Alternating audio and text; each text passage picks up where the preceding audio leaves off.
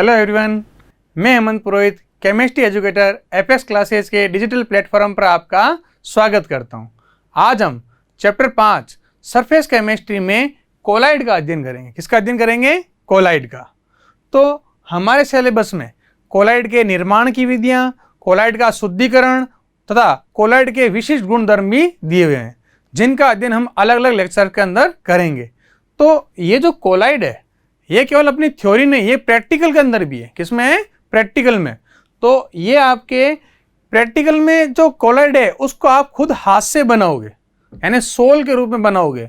यानी ये आपके थ्योरी के साथ साथ प्रैक्टिकल का भी एक पार्ट है। और इस कोलाइड में से वाइवा के प्रश्न भी बनते हैं। तो एग्जामिनर पूछता भी है कोलाइड क्या होता है, या इसके विशिष्ट गुणधर्मों को भी पूछा जाता है। तो एक बहुत ही अच्छा टॉपिक है आज कोलाइड, और हम इस कोलाइड का अब विस्तृत रूप से अध्ययन करना प्रारंभ कर रहे हैं। तो सबसे पहले लेते हैं कि कोलाइड जो है ये क्या है। तो कोलाइड जो है ये ग्रीक भाषा का शब्द है। किससे लिया गया? एक ग्रीक भाषा के शब्द। तो देखो, ये ग्रीक भाषा के शब्द कोला से लिया गया। किससे लिया गया है? कोला, जिसका शाब्दिक अर्थ होता है, कोला जो है इसका शाब्दिक अर्थ है गोंद के समान। कैसे? गोंद। अब देखो ध्यान से, आपको दिख रहा है कोलाइड करने COLLO, जबकि यहां पर KOLL क्या लिखा हुआ है? आपके A लिखा है। तो ये कुछ अलग अलग लैंग्वेजों में अलग अलग नाम हो जाता है। जैसे सोडियम को अपन क्या कहते हैं? नेपच्यूनियम, जबकि सोडियम में S होना चाहिए उसका, जबकि सिंबल क्या होता है? Na होता नहीं होता है। तो इसी प्रकार जो ग्रीक भाषा का शब्द है कोला, उससे कोलाइड शब्द लिया गया है, जिसका अर्थ होता है गोंद। यानी हम क्या कहेंगे? जो गोंद के समान जो पदार्थ होते हैं वो क्या होते हैं? कोलाइड। तो हम क्या कह सकते हैं? गोंद के समान। इसका मतलब क्या? कोलाइड का मतलब क्या हो गया? गोंद के समान, गोंद या गम के समान, गम के समान जो भी पदार्थ होते हैं उन्हें हम क्या कहते हैं? कोलाइड कहते हैं। जैसे इसका उदाहरण क्या है? जैसे जेल है, गोंद खुद है, स्टार्च का विलयन है, ये सब किसके अंदर आएंगे? कोलाइड के अंदर आएंगे। दूध भी कोलाइड के अंदर आता है। ठीक है। तो अब देखो, ये वो आपके कोलाइड की शाब्दिक परिभाषा, यानी शब्द क्या कहता है, कोलाइड क्या है। अब सबसे पहले थॉमस ग्राहम नाम का वैज्ञानिक था। कौन था? Thomas Graham. उसने देखा कि कुछ पदार्थ जो है वो जांतो झिल्ली से क्या हो जाते हैं? विस्तृत हो जाते हैं। यानी जांतो झिल्ली या चर्म पत्र जो होता है उससे कुछ पदार्थ क्या हो जाते हैं? गुजर जाते हैं, विस्तृत हो जाते हैं। उनको उसने नाम दिया क्रिस्टलोइड। क्या नाम दिया उसने? क्रिस्टलोइड। और जो पदार्थ इस जांतो झिल्ली या चर्म पत्र से विस्तृत नहीं होते हैं उन्हें क्या नाम दिया? कोलॉइड। ठीक है। तो एक बात क्या ध्यान रखना कि जो जांतो झिल्ली या चर्म पत्र जो होता है उसमें जो पाए जाने वाले होल या छिद्र है उनका आकार फिल्टर पत्र के छिद्र या होल से भी छोटा होता है। तो आप कहेंगे सर आप तो ऐसे ही बोल देते फिल्टर पत्र से निकल जाता। नहीं, जांतो झिल्ली से। ठीक है। तो जांतो झिल्ली से अगर कोई पदार्थ निकल रहा है या विस्तृत हो रहा है तो उस अपन क्या कहेंगे? क्रिस्टलाभ। और जो नहीं निकल रहा है उस अपन क्या कहेंगे? कोलॉइड। तो थॉमस ग्राहम के अनुसार पदार्थ कितने प्रकार के हैं? 2 प्रकार के। अब देखो, थॉमस ग्राहम ने कोलाइड को पदार्थ बताया। क्या बताया? पदार्थ, जिसको अपन आगे और डिस्कस करेंगे पदार्थ है क्या है। ठीक है। तो थॉमस ग्राहम ने क्या कहा? इसको पदार्थ कहा है। तो क्या कहेंगे? थॉमस ग्राहम के अनुसार पदार्थ 2 प्रकार के होते हैं। तो क्या लिखेंगे?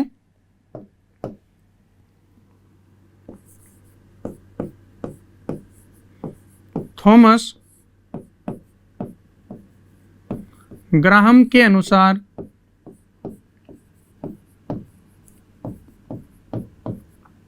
पदार्थ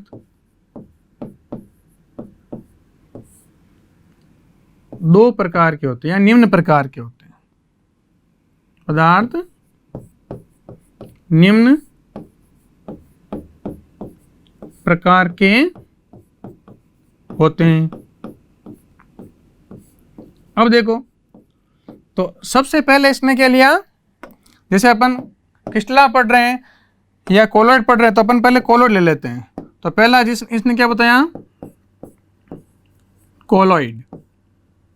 क्या बताया इसने, कोलॉइड। अब देखो कोलॉइड क्या है कि वह पदार्थ जो जांतव झिल्ली से विसरित नहीं होते, यानी जांतव झिल्ली से नहीं गुजरे।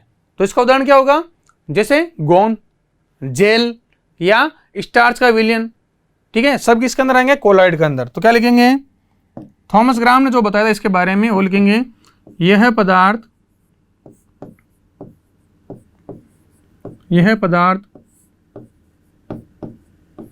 जांतव झिल्ली, या जिसे अपन क्या कह सकते हैं, चर्म पत्र, जांतव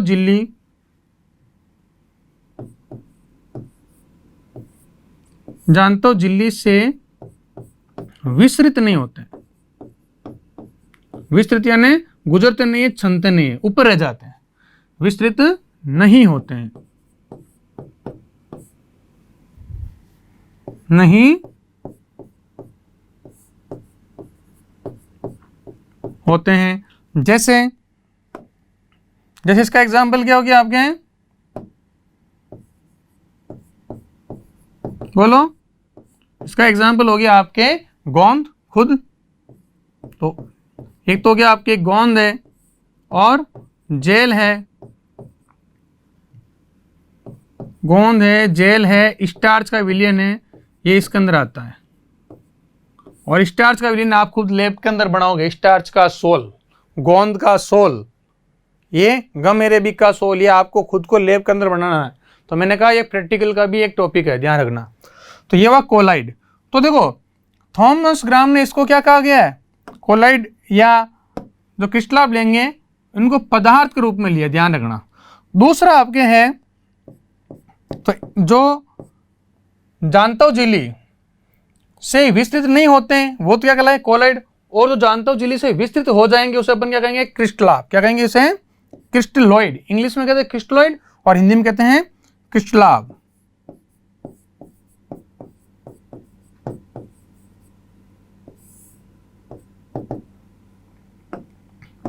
तो क्या लिखेंगे, यह पदार्थ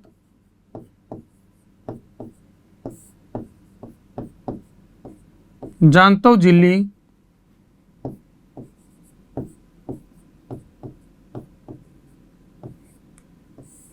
झिल्ली से विसरित हो जाते हैं, विसरित हो जाते हैं।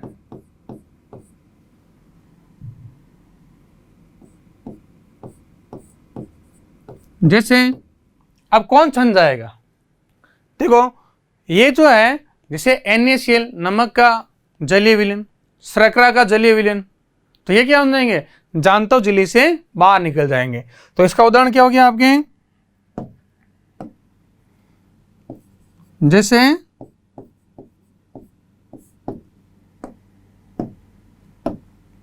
क्या लिखेंगे, NaCl का जलीय विलयन,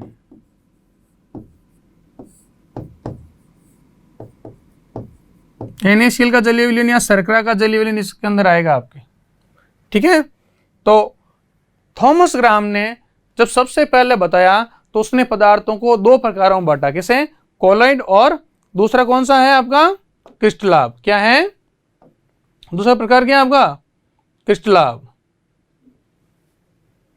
तो इसके अनुसार क्या है कि जो पदार्थ विस्तृत नहीं हुए, जो जांतव झिल्ली के ऊपर रह गए वो क्या कहलाए, कोलॉइड, और जो निकल गया वो क्या कहलाए, क्रिस्टलाब कहलाए।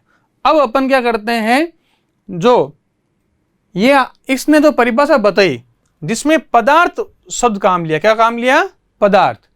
तो आधुनिक वैज्ञानिक जो है या आधुनिक वैज्ञानिक के मतानुसार ये पदार्थ नहीं है, ये एक पदार्थ की प्रावस्था है। समझो क्या करेंगे इसमें, हम जैसे एक विलय और एक विलायक लिया, यदि विलय और विलायक को मिला दिया तो वही पदार्थ क्रिस्टलाब भी हो जाएगा और वही पदार्थ कोलॉइड हो जाएगा। यानी यह जो है पदार्थ नहीं होकर एक पदार्थ की अवस्था होगी, जिसे हम अभी उदाहरण से स्पष्ट करेंगे। तो कथन आता है वो प्रश्न के रूप में आता है। कथन है कि कोलाइड एक पदार्थ न होकर एक पदार्थ की अवस्था है। क्या है? एक अवस्था है। क्यों? क्योंकि ये कणों के आकार पर निर्भर करती है, जो कणों के आकार पर निर्भर करती है। इसको अभी अपन उदाहरण से देखते हैं। तो क्या कथन है आपका? कथन है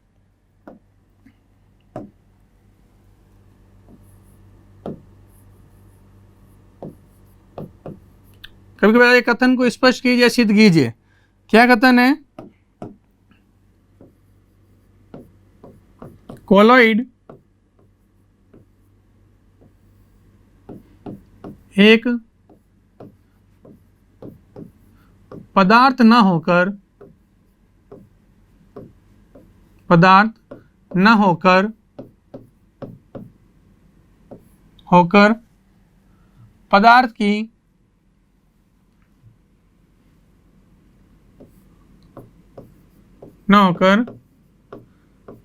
पदार्थ की एक अवस्था है। एक अवस्था है जो कणों के आकार पर निर्भर करती है। आकार पर निर्भर करती है। ये डायरेक्ट क्वेश्चन आपके उठकर आ जाता है, ध्यान रखना कि कोलॉइड एक पदार्थ ना होकर पदार्थ की एक अवस्था है जो कणों के आकार पर निर्भर करती है, सिद्ध कीजिए। तो कैसे? देखो, जैसे हम एक इसका उदाहरण लेते हैं।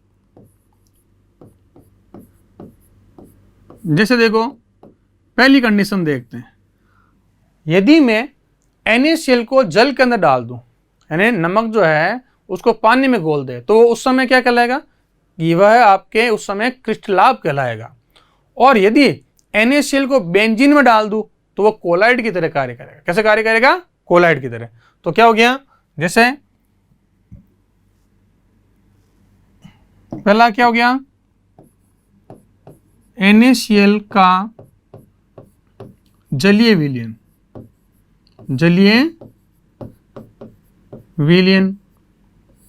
ये क्या है? NaCl का जलीय विलयन क्या है आपका? जलीय विलयन क्या है? अभी क्या बताया था आपको? ये क्रिस्टलाभ है। क्या है? क्रिस्टलाभ है। ठीक है। और यदि क्या करें?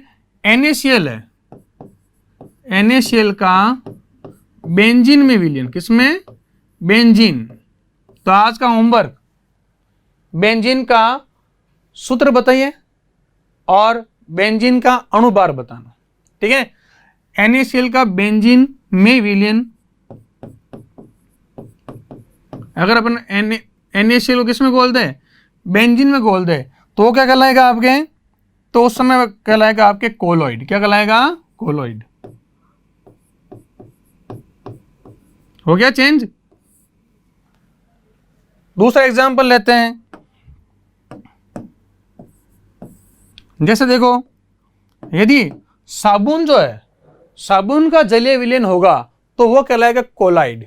तो उल्टा हो गया। NaCl को अगर अपन जल में घोल रहे तो क्या है? क्रिस्टलाभ है। जबकि साबुन को जल में घोलेंगे तो वो बन जाएगा कोलॉइड, मिसेल बन जाएगा, जिसका अपन एक विस्तृत वर्णन करेंगे आगे नेक्स्ट लेक्चर के अंदर। मिसेल का पूरा वर्णन करके बताएंगे मिसेल कैसे बनता है, मिसेल में क्या क्या गुणधर्म होते हैं, पूर्ण जानकारी उसके अंदर आपको देंगे।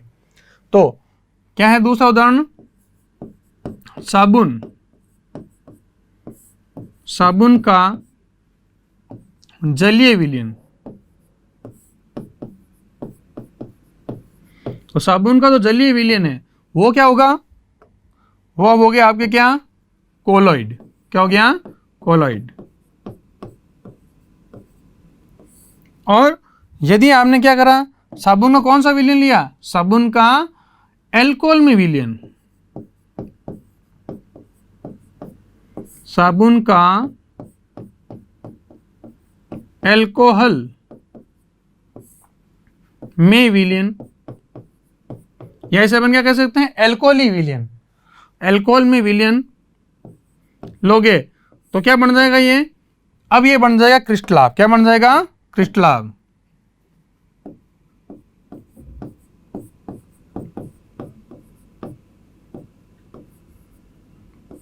तो देखो क्या समझ में आपको कि कोलोइड एक पदार्थ नहीं है, कोलोइड एक पदार्थ नहीं है, क्या है, ये एक प्रावस्था है जो डिपेंड करेगी कि आपने कैसा विलायक लिया, क्या विलय लिया, ठीक है, इसके आधार पर ही हम कोलाइड को बता सकते हैं।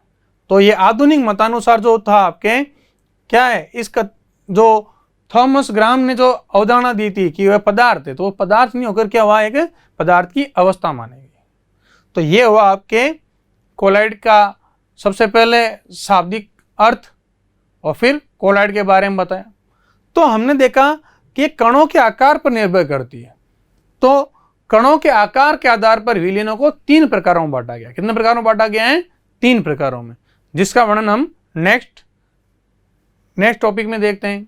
देखो तो ये टॉपिक क्या है, कणों के आकार के आधार पर विलयनों के प्रकार। तो क्या हेडिंग हो जाएगा आपके,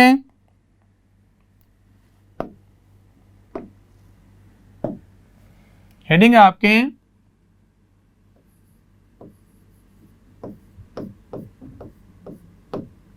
कणों के आकार के आधार पर विलयन के प्रकार। कणों के आकार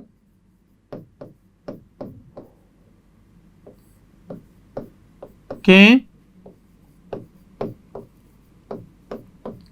आधार पर विलयन, आधार पर विलयन। अब देखो तो कणों के आकार के आधार पर जो विलयन है, ये आपके अलग अलग 3 प्रकार के विलयन बताए गए हैं। यानी कणों के आकार के आधार पर हम विलयनों को 3 प्रकारों में बांटते हैं। कितने प्रकारों में बांटते हैं, 3 प्रकारों में। तो इसके लिए हम एक टेबल बनाएंगे, ठीक है, और उसमें हम तुलनात्मक रूप से इसका अध्ययन करेंगे। तो देखो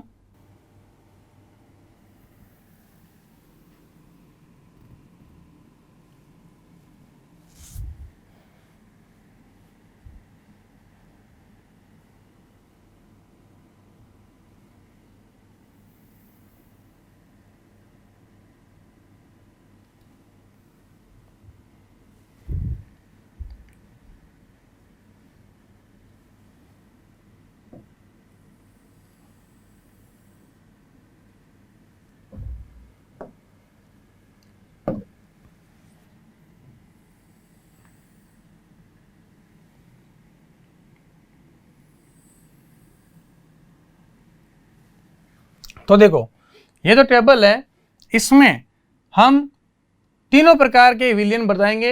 विलयन जो आपके 3 कौन कौन से होंगे, वास्तविक विलयन, कोलाइडी विलयन और निलंबन विलयन। तो सबसे पहले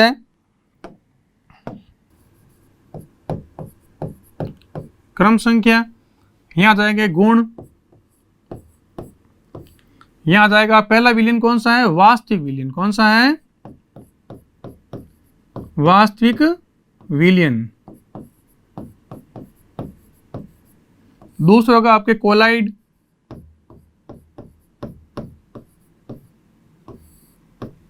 और तीसरा होगा आपके निलंबन। अब देखो तो सबसे पहले जो है इसके अंदर अपन क्या लेते हैं, सबसे पहले इसका गुण लेंगे अपन, कणों के आकार के आधार पर है। तो ये इंपॉर्टेंट पॉइंट है, आप ध्यान रखना इसका क्या बनता है। देखो तो पहला है आपके कणों का आकार। पहला पॉइंट ये अपन क्या ले लेते हैं, कणों का आकार। तो पहला है आपका गुण क्या है, कणों का आकार। तो कणों का आकार क्या होगा, वास्तविक विलयन जो होता है इसको आप ध्यान रखो 1 नैनोमीटर से कम, क्या लिखेंगे, 1 नैनोमीटर से कम, या इसको सेंटीमीटर में लिखेंगे तो क्या लिखेंगे, लेस देन 10⁻⁻7 सेंटीमीटर। यानी 10 की घात -7 से भी क्या होगा, ये कम होगा। और जो कोलाइड है इनका आकार क्या होता है, 1 से लेकर के 1000 नैनोमीटर तक होगा। और इसमें अगर सेंटीमीटर मिले तो इसकी वैल्यू होगी 10 की घात -7 से 10 की घात -5 सेंटीमीटर तक। 10 की घात -5 बड़ा होगा, ये छोटा होगा। और निलंबन जो विलयन है इसमें कणों का आकार क्या होता है, 1000 नैनोमीटर से अधिक।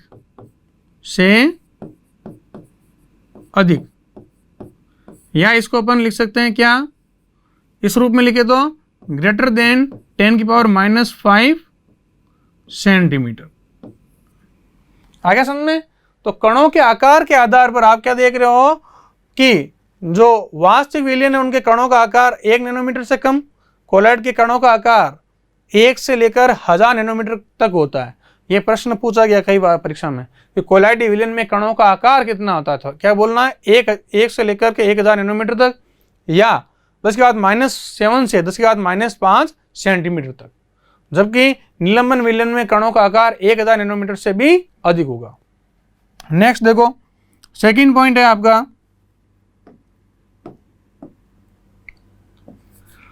ये हुआ कणों का आकार।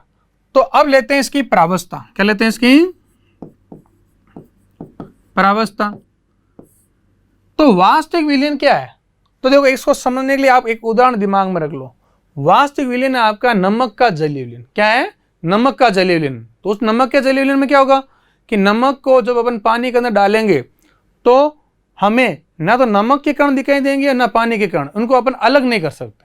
यानी इसके अंदर प्रावस्था एक ही हो जाएगी। क्या हो जाएगी, एक ही, है कि नहीं। और कोलाइडी विलयन जो है उसको हम जब सूक्ष्मदर्शी से देखेंगे तो इसमें परीक्षित प्रावस्था और प्रक्षेपण माध्यम 2 अवस्थाएं दिखाई देगी। यानी इसके अंदर प्रावस्थाएं कितनी हो जाएगी, 2। और निलंबन जो विलयन है इसमें जो इसका उदाहरण क्या होगा निलंबन विलयन का, पहले तो ये दिमाग में रखो, मिट्टी को आपने जल के अंदर घोल दिया, यानी रेत का जलीय विलयन, तो रेत के कण अलग दिखाई देंगे और जो जल है उसका अलग दिखाई देगा। तो हम रेत और जल को पृथक कर सकते हैं, यानी इसमें भी कितनी प्रावस्था हो जाएगी, 2। तो प्रावस्थाएं कितनी होगी इसके अंदर वास्तविक विलयन में 1 और इनमें 2। अब देखो नेक्स्ट है इसका प्रकृति, नेचर। तो देखो ये जो है नमक को जल के अंदर डाल दिया तो और उसको घोल दिया, तो क्या हम उसको अलग अलग नहीं कर सकते हैं, तो आपके मिल जाएगा समांगी। इसकी प्रकृति कैसे होगी, समांगी। जबकि इसको सूक्ष्मदर्शी से देखेंगे तो इसमें अलग अलग घटकों को अलग कर सकते हैं, तो ये विषमांगी होगी। और अब इसे अपन नग्न आंखों से देख लेंगे कि मिट्टी के कण ये हैं और जल ये अलग है ना, अलग अलग देख सकते हैं। तो जो वास्तविक विलयन है इसकी प्रकृति कैसी होगी, समांगी। इसकी कैसी होगी, विषमांगी। और इसकी भी कैसी हो जाएगी, विषमांगी। तो ये अलग अलग नेचर होगी इसकी। नेक्स्ट देखो, नेक्स्ट गुण लेते हैं, तो कुछ गुण अपन कोलाइड के ले लेते सीधा। तो ये जो है जैसे कोलाइड में पाया जाता है आपके टिंडल प्रभाव। क्या पाया जाता है, टिंडल प्रभाव।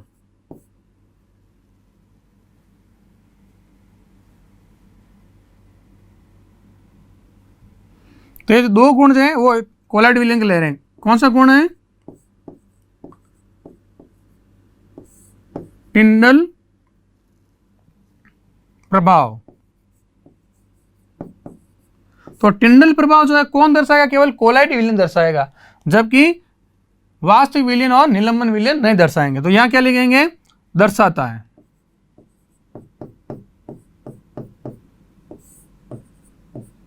या उपस्थित।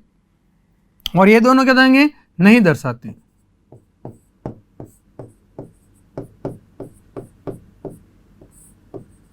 नहीं दर्शाते हैं, और ये भी नहीं दर्शाते।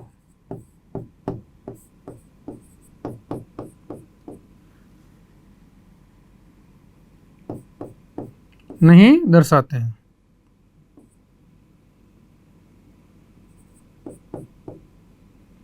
ठीक है।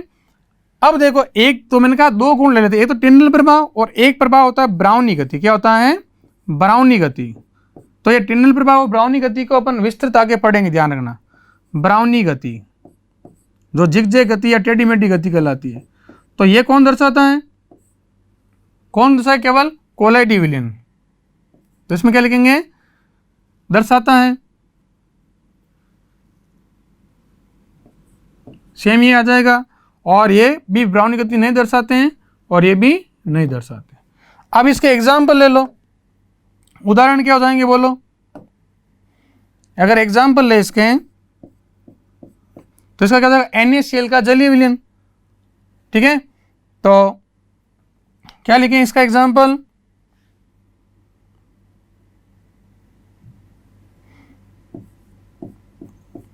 एग्जाम्पल ले रहे हैं तो वास्तविक विलयन का एग्जाम्पल क्या हो गया? NaCl का जलीय विलयन, जलीय विलयन। और कोलाइड का उदाहरण क्या हो गया बताओ? स्टार्च का विलयन,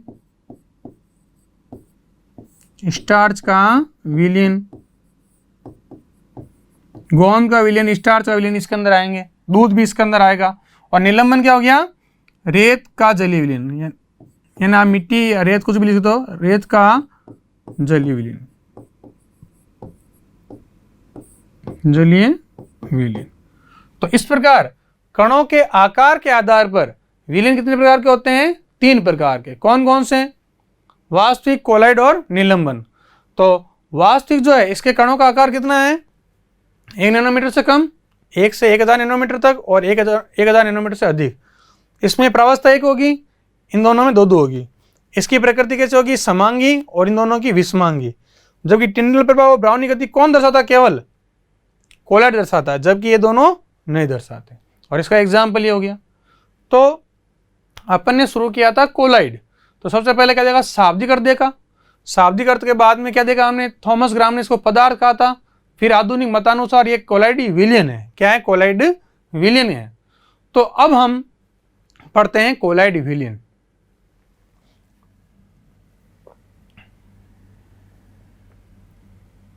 तो देखो इसकी परिभाषा क्या होगी? देखो, कोलाइडी विलयन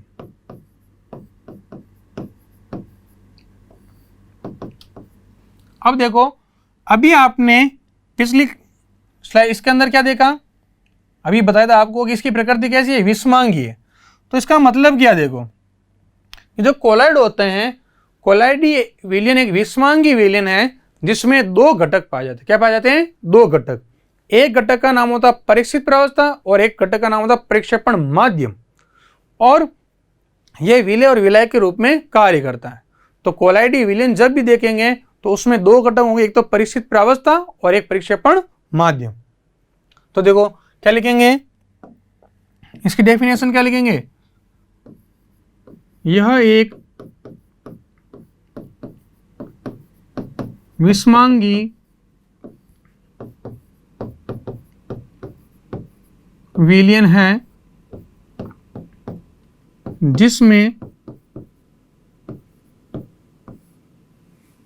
जिसमें 2 घटक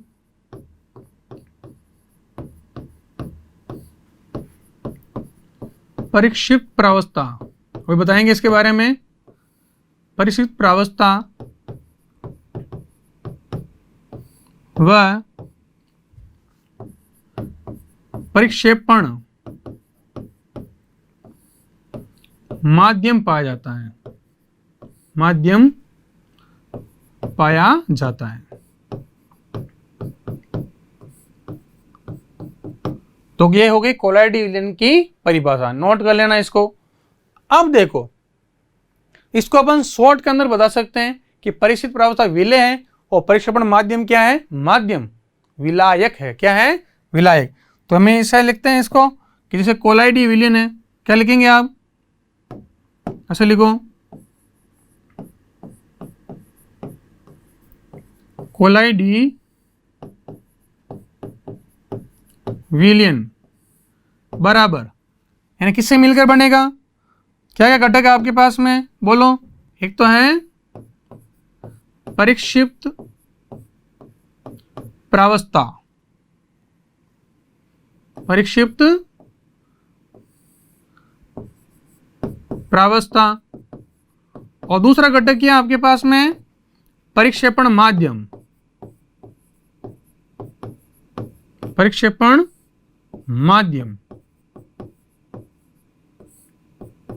अब देखो, जो परिक्षिप्त प्रावस्था है वो किस रूप में काम कर रही है आपके, ये काम कर रही है विलय के रूप में। किस रूप में काम कर रही है, विलय, ठीक है।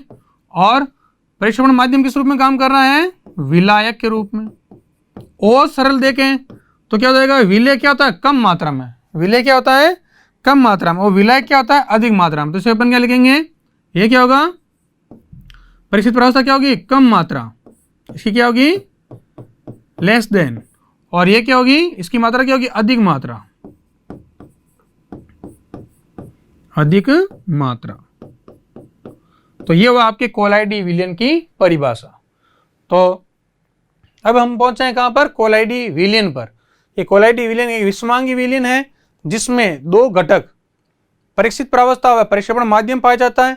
परिक्षिप्त प्रावस्था विलय के रूप में कम मात्रा में पाई जाती है, जबकि परिक्षेपण माध्यम विलय के रूप में अधिक मात्रा में पाया जाता है। क्लियर हो गया। तो कोलाइडी विलयन की परिभाषा देखने के बाद अब हम कोलाइड के वर्गीकरण को पढ़ेंगे। किसको पढ़ेंगे, कोलाइड के वर्गीकरण को। यह वर्गीकरण जो है बड़ा है, वर्गीकरण अलग अलग आधारों पर दिया जाता है। तो आज के लेक्चर में हम इसके कुछ भाग को पढ़ेंगे। तो अगला आपके हेडिंग है कोलाइड का वर्गीकरण। क्या है, नेक्स्ट टॉपिक हो गया आपका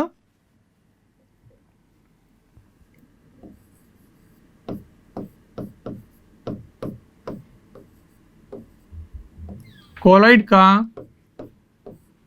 वर्गीकरण, यानी क्लासिफिकेशन ऑफ कोलाइड। तो देखो, कोलाइड जो है इसको हम अलग अलग आधारों पर बांटते हैं। कैसे बांटते हैं, अलग अलग आधारों पर। तो इनको देखते हैं। तो हम क्या लिख सकते हैं, कोलाइड का वर्गीकरण निम्न आधार पर किया जाता है। तो ध्यान रखना, क्या लिखेंगे, कोलाइड का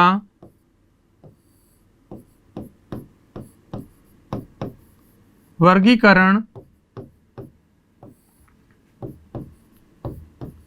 निम्न आधार या निम्न आधारों पर किया जाता है, पर किया जाता है। तो कंप्लीट नोट्स बन रहे हैं आपके। अब देखो, सबसे पहला प्रकार आधार है इसका, इसको अपन ऐसे लिख सकते हैं परिक्षेपण माध्यम के आधार पर। पढ़ा भी आपने, जो विलय के रूप में पाया जाने वाला घटक है।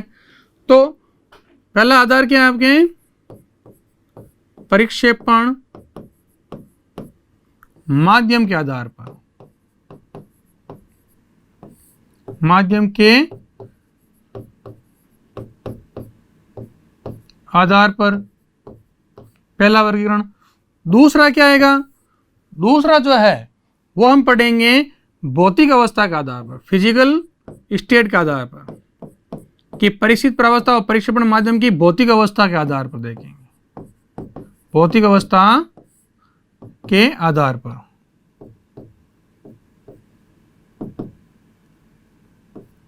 ठीक है। और तीसरा हो जाएगा आपके कणों के मध्य आकर्षण बल के आधार पर। क्या लिखेंगे, कणों के मध्य आकर्षण के आधार पर, आकर्षण के आधार पर। ठीक है। और चौथा जो वर्गीकरण पढ़ेंगे, ये पढ़ेंगे कणों के आकार के आधार पर, यानी परिक्षिप्त प्रावस्था के कणों के आकार के आधार पर। अपन डायरेक्ट लिख सकते हैं कणों के आकार आकार के आधार पर। तो ये 4 प्रकार से हम क्या करते हैं, इसको क्लासिफाई करेंगे, जिसमें से आज हम प्रक्षेपण माध्यम और भौतिक अवस्था के आधार पर इसको कंप्लीट करेंगे। तो देखो, तो यहां जो कणों के मध्य आकर्षण बल है, ये परिस्थित प्रावस्था और परिक्षेपण माध्यम के कणों के मध्य आकर्षण बल होगा, ठीक है। और ये कणों का जो आकार होगा, ये होगा केवल परिस्थित प्रावस्था। तो यहां पर अपन डायरेक्ट केवल लिख सकते हैं किसके, परिस्थित प्रावस्था के, परिस्थित प्रावस्था के, परिस्थित प्रावस्था के कणों के आकार के आधार पर होता। तो पहला अपन उदाहरण ये लेते हैं, वर्गीकरण कौन सा, परिक्षेपण माध्यम के आधार पर। तो क्या होगा, तो इस आधार पर जो कोलाइड है, ये आपने जो परिक्षेपण माध्यम लिया उस पर निर्भर करेगा। तो क्या लिख सकते हैं, परिक्षेपण माध्यम के आधार पर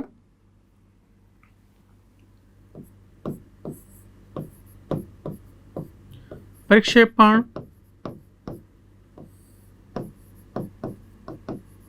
माध्यम के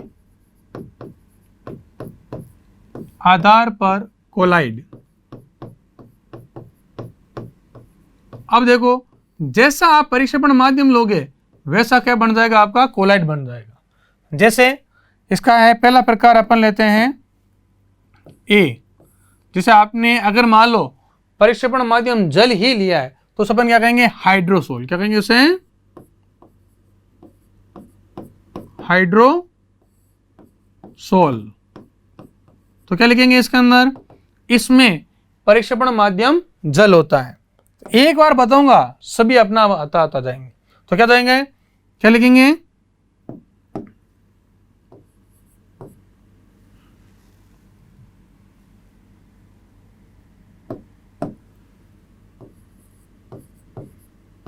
इसमें परिक्षेपण माध्यम क्या होता है, जल होता है।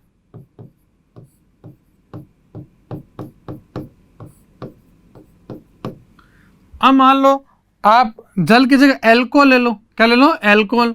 तो उसे अपन क्या कहेंगे, एल्कोसोल। क्या कहेंगे उसे, एल्कोसोल।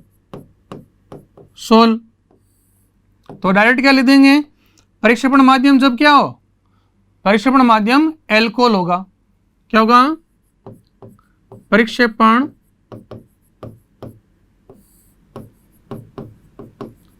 माध्यम क्या होगा, एल्कोहल।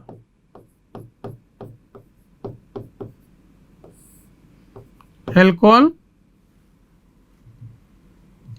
ठीक है, समझ जाओगे इससे, परिक्षेपण माध्यम एल्कोहल होगा।